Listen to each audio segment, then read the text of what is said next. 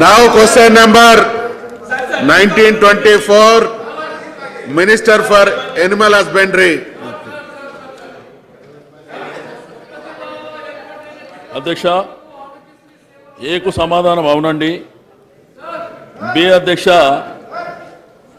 1/11/2016 వరకు 2444 మంది గొర్రెల పెంపకందారులు లబ్ధి పొందడం జరిగింది అధ్యక్ష.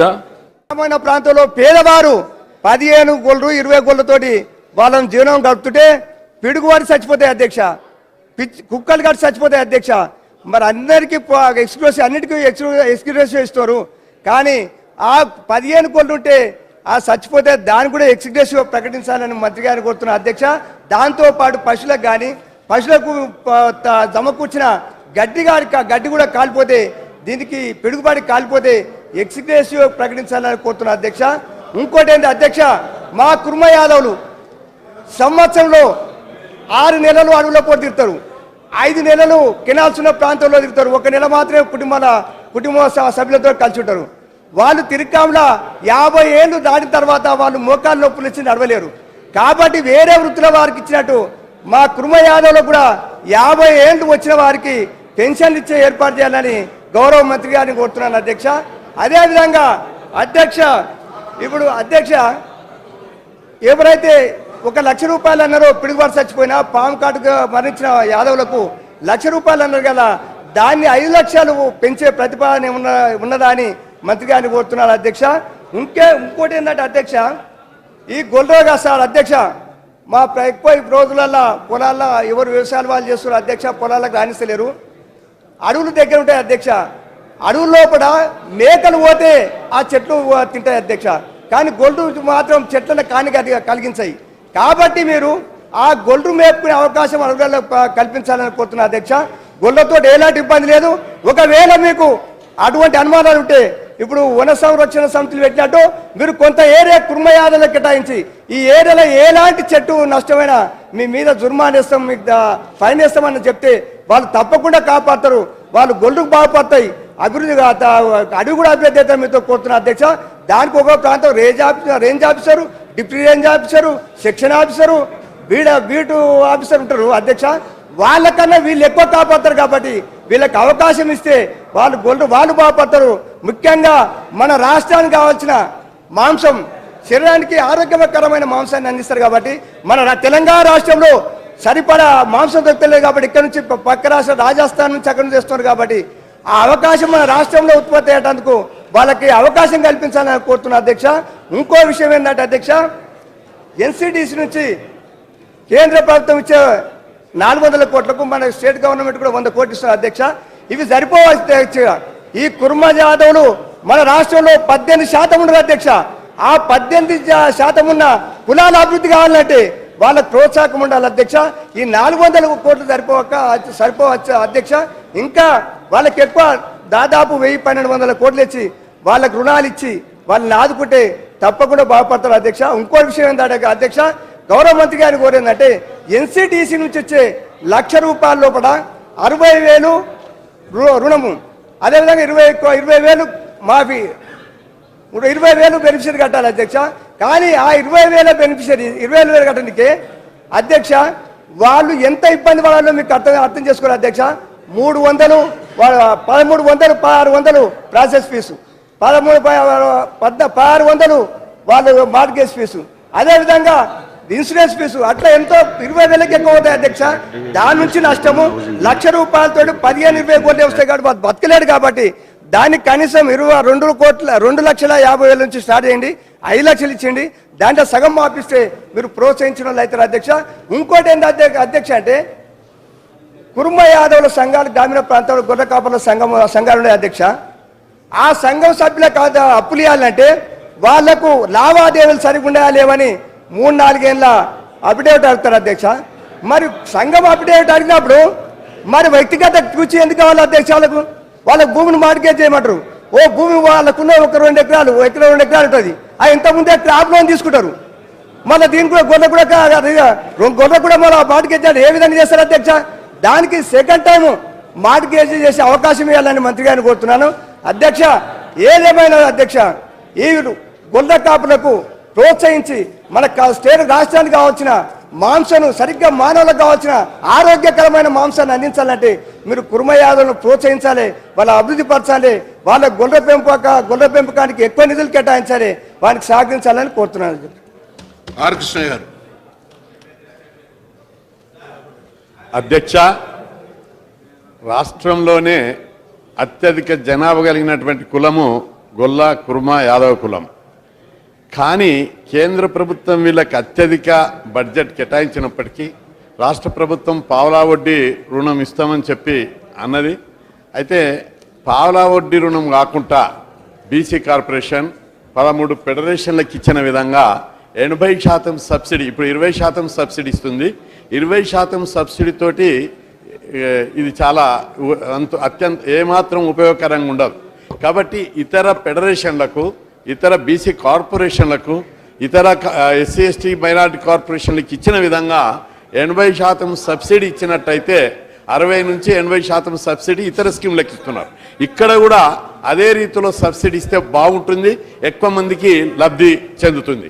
రెండవది, మన సమగ్ర సర్వే ప్రకారము అత్యధిక జనాభా అంటే 26 లక్షల జనాభా కలిగినటువంటి కులము గొల్ల కుర్మ యాదవులు. అంతేకాదు, మనకి ఇంతవరకు వచ్చిన ప్రభుత్వానికి వచ్చినటువంటి రిపోర్ట్ల ప్రకారము గొల్ల కుర్మలు నిజాయితీ పరుడు, ఒక్క రుణాన్ని కూడా ఎగవేసినటువంటి దాఖలాలు లేవు. బ్యాంకు డిపాజిట్లకి ఎట్లనో దీన్ని కూడా అట్లా అనేటటువంటి పేరుంది. కాబట్టి ప్రభుత్వం మంత్రి ద్వారానే, మీ ద్వారా మంత్రికి విజ్ఞప్తి చేస్తున్నా, దీన్ని సబ్సిడీ పెంచాలి ఒక పాయింట్.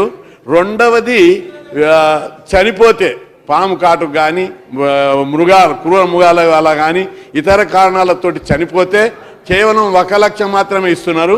దీన్ని రైతులకు మనము ఈ మధ్య ఆత్మహత్యలు చేసుకుంటే 6 లక్షలు ఎట్లయితే ఇస్తున్నారో, ఇక్కడ కూడా గొల్ల కుర్మలకు ప్రమాదవశాత్తు చనిపోయినా, ఇతర కారణాల వల్ల చనిపోయినా ఈ ఎక్స్గ్రేషియాను 6 లక్షలకు పెంచాలని చెప్పి మీ ద్వారా ప్రభుత్వానికి విజ్ఞప్తి చేస్తున్నా.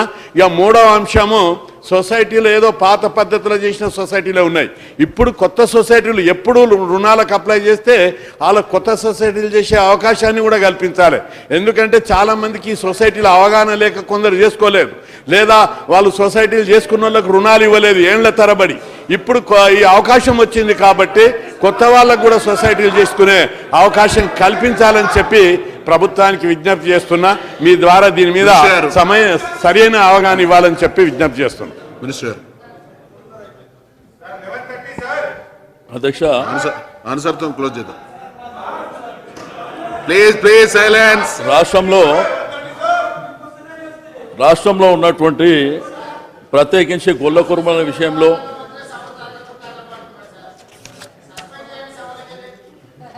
అయితే రాష్ట్రంలో ఉన్నటువంటి గొల్ల కుర్మల విషయంలో ఈ ప్రభుత్వం ఒక కమిట్మెంట్తో అధ్యక్ష, గత ప్రభుత్వాలు చూసినాం, గత చరిత్ర ఒకసారి తెలుసుకుంటే కూడా బాగుంటుంది అధ్యక్ష. బట్ ఈ ప్రభుత్వం ఒక కమిట్మెంట్తోని ఏదైతే కులవృత్తుల మీద ఆధారపడినటువంటి మరి కుటుంబాలను ఆదుకోవాలనేటువంటి సంకల్పంతో అధ్యక్ష 1993 అధ్యక్ష 1993లో సొసైటీలు ఏర్పాటు చేసినటువంటి విషయం గౌరవ సభ్యులకు తెలుసు అధ్యక్ష. 94లో ఫెడరేషన్ ఏర్పాటైంది అధ్యక్ష. మరి మనకు ఎన్సిటిసి ఫండ్స్ వస్తాయని చెప్పి 94 నుంచి కండ్లకు ఒత్తులు పెట్టుకొని కండ్లు కాయలు కాసే విధంగా 94 నుంచి ఇప్పుడు అధ్యక్ష 2016కు వచ్చినాం అధ్యక్ష. 2014 అంటే 20 సంవత్సరాలు మాకు ఎప్పుడు వస్తాయి ఎన్సిడిసి డబ్బులు, మేము సొసైటీలు అదేవిధంగా ఫెడరేషన్ కూడా ఏర్పాటు చేసి డబ్బులు కట్టినామని చూస్తున్నటువంటి సందర్భంలో కేంద్ర ప్రభుత్వం అధ్యక్ష కౌంటర్ గ్యారెంటీ అడిగింది అప్పుడు ఉన్నటువంటి ప్రభుత్వాలను కూడా. కానీ మన గౌరవ ముఖ్యమంత్రి గారు తెలంగాణ రాష్ట్రం ఏర్పడిన తర్వాత మన ముఖ్యమంత్రి గారు దృష్టికి తీసుకెళ్తే మన బిడ్డలు, మన తెలంగాణ బిడ్డలకు మరి సాయం చేయడానికి మన గవర్నమెంటు, మరి స్టేట్ గవర్నమెంటే గ్యారెంటీ ఉంటుందని చెప్పి సెంట్రల్ గవర్నమెంట్కి చెప్పిన తర్వాత వచ్చినాయి అధ్యక్ష ఈ డబ్బులు. ఈరోజు మనకు దగ్గర 400 కోట్ల రూపాయలు అధ్యక్ష. మరి గౌరవ సభ్యులు కృష్ణయ్య గారు అడిగినట్టు కూడా సొసైటీలు గతంలో ఏర్పాటు చేసినారు, కొంత అవగాహన లేక సొసైటీలో మెంబర్లు కాలేదని. ఆ మాట వాస్తవం అధ్యక్ష. తప్పకుండా ఎక్కువ సొసైటీలు కావాలి, మెంబర్స్ కూడా ఎక్కువ కావాలని గౌరవ సభ్యులకు, ఎందుకంటే కుర్మ యాదవులు ప్రతి నియోజకవర్గంలో ఉంటారు అధ్యక్ష.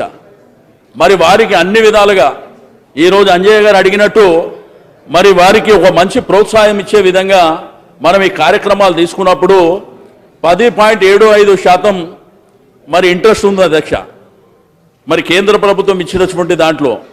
అయితే ముఖ్యమంత్రి గారి దగ్గరికి మేము వెళ్ళి, సార్ ఇది పావులా వడ్డీ కింద దీన్ని కన్వర్ట్ చేస్తే బాగుంటుందని చెప్తే, మరి ఎంత ఖర్చు అవుతుందో ఒకసారి తీయండి అని అంటే 98 కోట్ల రూపాయలు. ముఖ్యమంత్రి గారు ఒక మాట మాట్లాడకుండా పావులా వడ్డీ కింద దీన్ని కన్వర్ట్ చేయండి అని చెప్పినటువంటి చరిత్ర, దానికి ఒక జీవో కూడా ఇవ్వడం జరిగింది అధ్యక్ష. కాబట్టి పేద వర్గాల పట్ల ఈ ప్రభుత్వానికి ఉన్నటువంటి కమిట్మెంటు, మరి తప్పకుండా రాష్ట్రంలో ఉన్నటువంటి కుర్మ యాదవులకు, మరి అదేవిధంగా ఇంతకుముందు అంజయ్ గారు చెప్పారు వాళ్ళకి ఎడ్యుకేషన్ కూడా ప్రోత్సాహం ఇవ్వాలనేటువంటిది. మరి ఈ మధ్యకాలంలోనే బీసీ రెసిడెన్షియల్ పాఠశాల ప్రతి నియోజకవర్గంలో ఇవ్వాలని చెప్పి ముఖ్యమంత్రి గారు ఆల్రెడీ డిసైడ్ చేసినారు. తప్పకుండా అందులో అప్లై చేసుకుంటే మరి వారికి అందులో అవకాశం రావడం జరుగుతుంది అధ్యక్ష. మరి అదేవిధంగా ఎవరైతే ప్రమాదవశాత్తు మరణిస్తే మరి గత ప్రభుత్వాలు 1 లక్ష రూపాయలు ఇచ్చినాయి అధ్యక్ష. మరి ఆల్రెడీ ఎవరైతే ఇన్సూరెన్స్ వాళ్ళతోని మరి మా అధికారులు మేము మాట్లాడుతున్నాం అధ్యక్ష, దీన్ని 5 లక్షలకు పెంచాలనేటువంటి ఆలోచన ప్రభుత్వానికి ఉంది అధ్యక్ష. తప్పకుండా మరి పెంచడం కూడా జరుగుతుందని చెప్పి గౌరవ సభ్యులకు తెలియజేస్తున్నాను అధ్యక్ష. ఈరోజు ఈ ప్రభుత్వానికి ఉన్నటువంటి కమిట్మెంటే కాకుండా అధ్యక్ష, మరి కొంత క్రాప్ లోన్ విషయంలో ఆల్రెడీ, ఎందుకంటే కొంత గ్యారెంటీ కూడా బెనిఫిషరీ ఇవ్వవలసినటువంటి అవసరం ఉంటుంది అధ్యక్ష. కాబట్టి అంత కొద్దిగా సడలించాలనేటువంటిది కూడా, మరి కుట్టం అయితే కుట్టం కానివ్వండి, లేకపోతే ఒక షెడ్ ఉంటే షెడ్ కానివ్వండి, లేకపోతే గ్రూప్ ఇన్సూరెన్స్ కింద కూడా మరి కమిటీలో ఉన్నటువంటి ఆ సభ్యులు గ్రూప్ కింద కూడా తీసుకోవడానికి మరి అవకాశాలు కల్పించడం జరుగుతుంది అధ్యక్ష. మరి ఇప్పటికే మొదట మహబూబ్ నగర్ నుంచి ప్రారంభించి ఇప్పుడు అన్ని జిల్లాలకు కూడా పంపేయడం జరిగింది అధ్యక్ష. గౌరవ శాసనసభ్యులు కొద్దిగా ఇనిషియేటివ్ తీసుకుంటే తప్పకుండా రాబో కాలంలో మా ఉద్దేశం వల్ల ప్రతి గొల్ల కురుమకు కానివ్వండి, వారి ప్రతి కుటుంబానికి ఇది అవకాశం రావాలనేటువంటి ఉద్దేశంతో అవసరం అనుకుంటే నంబర్ పెంచడానికి కూడా మనం కార్యక్రమాలు చేస్తున్నాం అధ్యక్ష. అదేవిధంగా ఏదైతే ఫారెస్ట్ ప్రాంతాలలో మరి వెళ్ళినప్పుడు అక్కడ ఫారెస్ట్ రేంజ్ ఆఫీసర్స్ అబ్జెక్షన్ చేస్తున్నటువంటి విషయం మేము జిల్లాలకు కూడా వెళ్ళినప్పుడు వచ్చింది అధ్యక్ష. నేను వెంటనే కలెక్టర్లతో కూడా మాట్లాడడం జరిగింది, వాళ్ళకు ఒక లెటర్ కూడా ఇవ్వడం జరిగింది. ఎందుకంటే మనకు ఆల్రెడీ ఒక జీవో ఉంది అధ్యక్ష. కాబట్టి తప్పకుండా వారికి వెసులుబాటు కల్పించాలనేటువంటిది కూడా మరి చెప్పడం జరిగిందని చెప్పి నేను ఈ సందర్భంగా తెలియజేస్తున్నాను. నేను గౌరవ సభ్యులకు అందరికీ రిక్వెస్ట్ చేస్తున్నా, ఇక్కడ రాజకీయాలకు అతీతంగా, రాజకీయ పార్టీలకు అతీతంగా ప్రతి గ్రామంలో గొర్రె కుర్మలు ఉన్నారు. కాబట్టి ఇది అవకాశం, మంచి అవకాశం. దగ్గర 400 కోట్ల రూపాయలు మన ప్రభుత్వానికి వస్తున్నాయి అధ్యక్ష. దీంట్లో పావులా వడ్డీ కింద కూడా మన ముఖ్యమంత్రి గారు ఒక 100 కోట్ల రూపాయలు వాళ్ళకు అవకాశం జరగడం జరిగింది అధ్యక్ష. తప్పకుండా దీన్ని ఎంతవరకు మీరు ఉపయోగించుకుంటే మరి సొసైటీ సభ్యుల సంఖ్య కూడా పెంచడానికి మాకు ఎటువంటి అభ్యంతరం లేదని చెప్పేసి నేను ఈ సందర్భంగా తెలియజేస్తున్నాను అధ్యక్ష. ఈరోజు గొర్రె కుర్మలు సంతోషంగా ఉన్నారు అధ్యక్ష.